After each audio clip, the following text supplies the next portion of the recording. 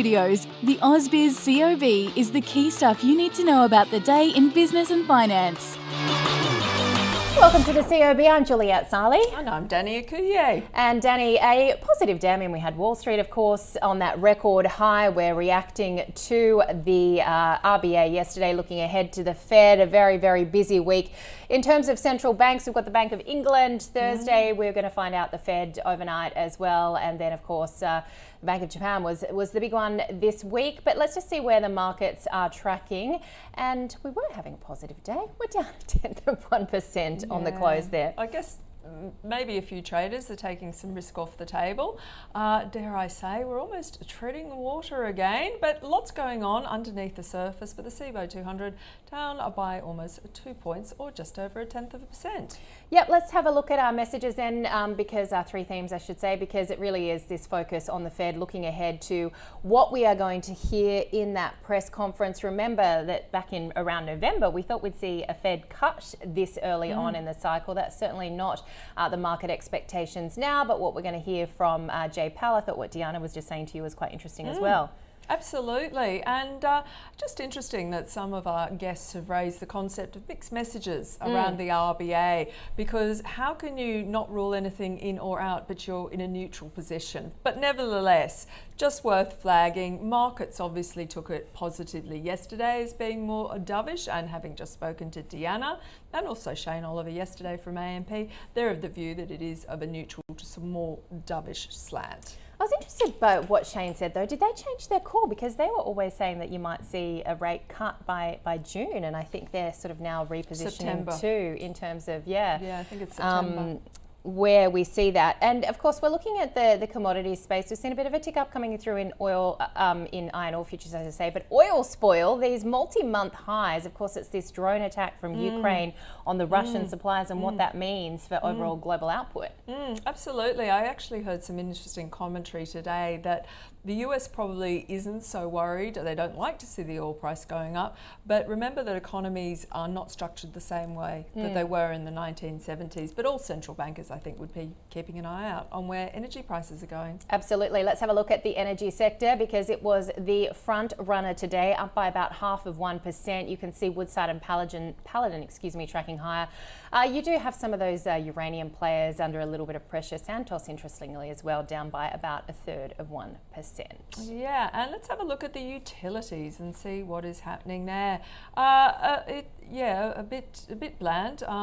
Meridian Energy just off by 1%, as is Genesis Energy off by 2%. And having a quick look at the telco space as well, a little bit mixed there. The Aussie Broadband Superleap story is fascinating, continuing to see some positive momentum there. Telstra TPG, though, to the downside today.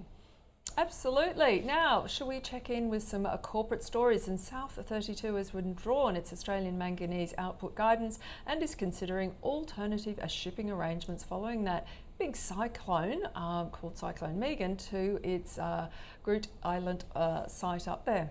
And packaging giant Amcor's chief executive has announced his retirement. This is for health reasons. We'll see Peter Konitsny, and excuse me for saying your name wrong, probably Peter, currently the chief commercial officer, to act as the interim boss. Yes, I've mullered that a few times today. And NAB and its former UK unit of Virgin-owned Clydesdale have fended off what could become a potentially costly class action. And the two banks were being sued by small British businesses for alleged loan fixing, and they were seeking more than 23 million in costs. And Sonic Healthcare signing a binding agreement to buy Swiss-based Dr. Risk Laboratory Group for $202 million in shares and cash. Shares actually closing the day down by about 0.6%. And we have Rocco Panzerino from Macro Capital back in the studio. Rocco, great to see you, all rested up after your little séjour. Thank you, good to see you guys. Great, so we're doing a buy, hold and sell. So let's start with the buy, Woodside. Yes, do tell. Starting with Woodside, obviously our largest energy and gas play on our market. I think it's showing a lot of value at these levels, around the $30 mark and even below that. There's been a lot of price fluctuations, obviously, with the underlying commodities. As you mentioned earlier, we've had oil. It's up about 5% just in the last week. and up about 22% just in the last year.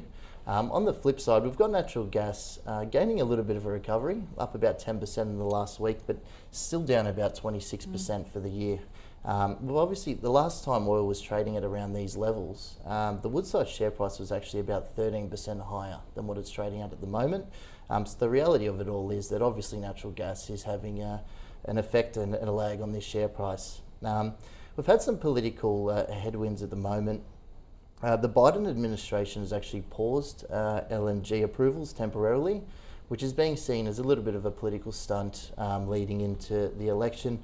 It's being done to assess the impact that natural gas has on the environment.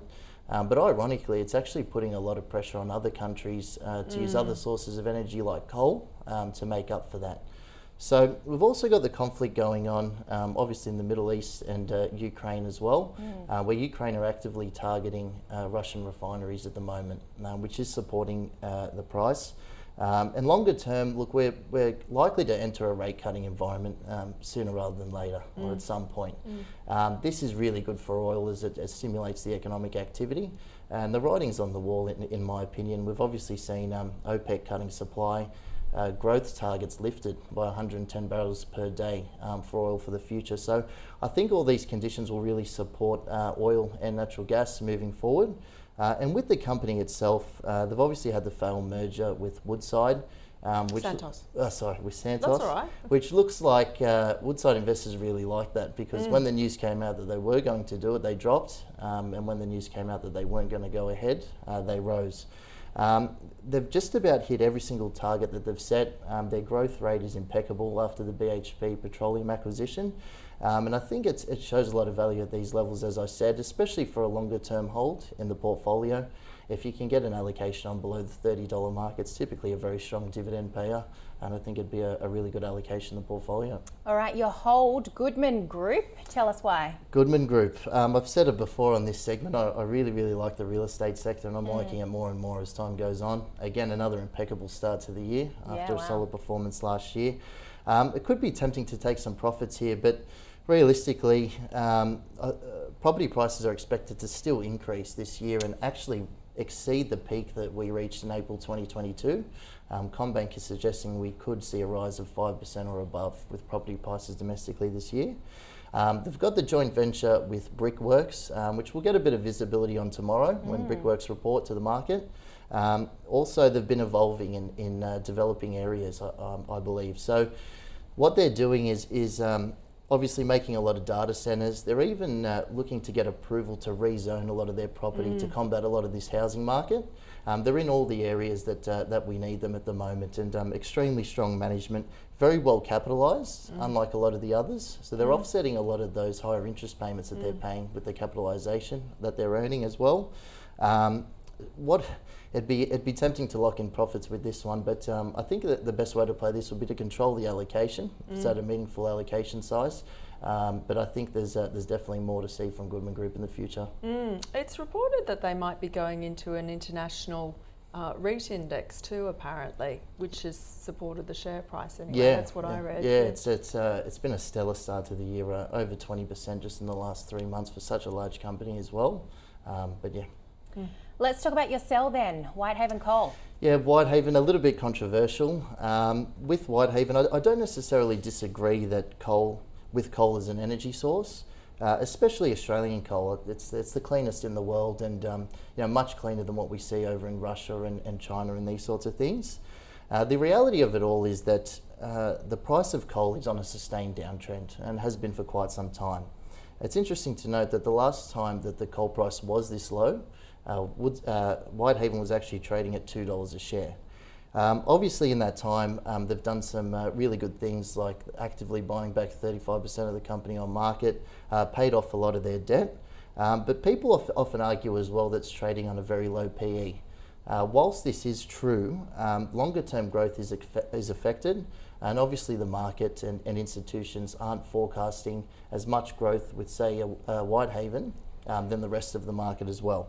Lots of people are married to the stock, and rightly so. Married to the dividend. Married to the dividend, exactly. When you're receiving dividends as high as the principal you put in, especially during the Russia and Ukraine conflict, I can see why they'd be married to it, but I'm definitely of the opinion that it's not sustainable.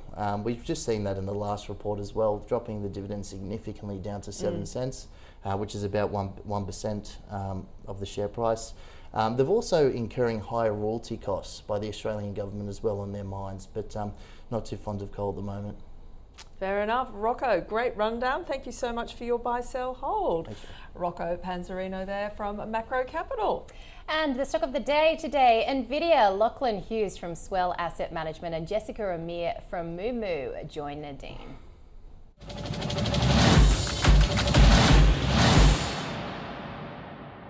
Like NVIDIA is in a very, very good position.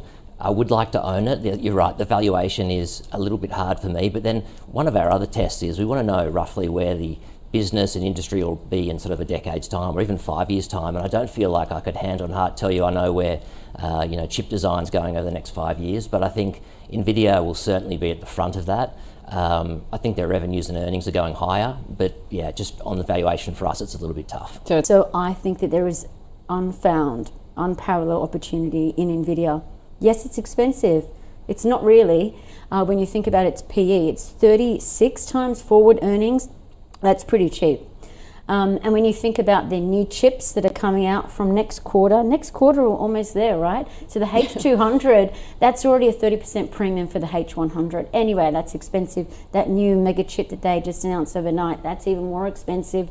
There's all these extra add-ons, there are more layers, there's more growth, more revenue opportunity, more profit. I think in 5 years from now, 10 years from now, you don't want to be kicking yourself that you haven't owned a bit of it.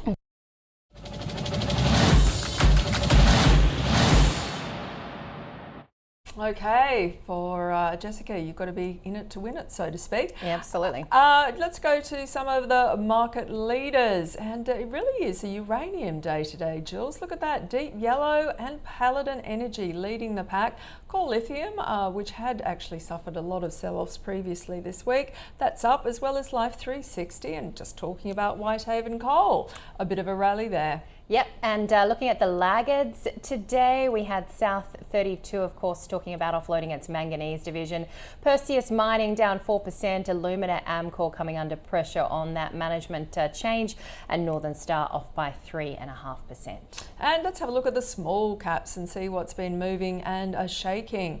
And Austrat Materials up by 18%, Fluence in there.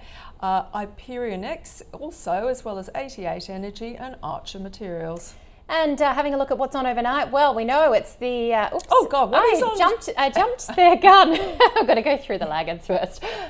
Clover, Aravella Therapeutic, Appen, Race Oncology, and Argosy Minerals. Exactly. Jules just couldn't wait to guess what? We have, what on earth do we have? It's the FOMC meeting.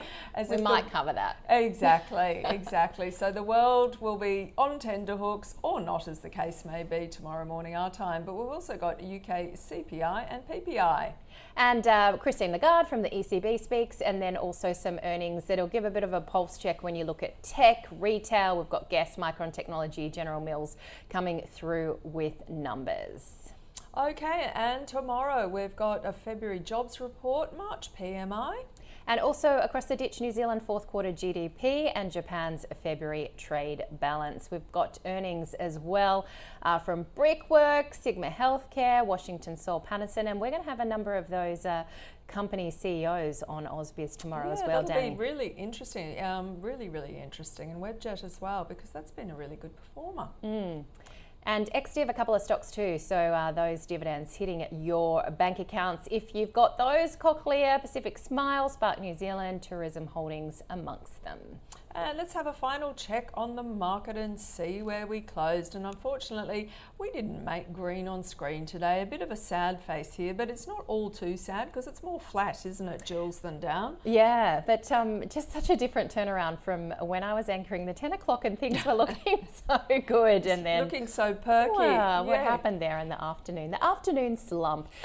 Exactly. And the ASX 200, it's off by about 0.1%, or around 7.5 points. So Yep, markets continuing as always now to focus on these central bank meetings. Yeah, absolutely. So a big one. We will be bringing you the wrap up from the Fed, which happens tonight. Tomorrow, our time, a number of big name interviews we mentioned, including some CEOs of those companies that will be reporting. So join us from 9:40 Eastern tomorrow on ausbiz. Have a great evening.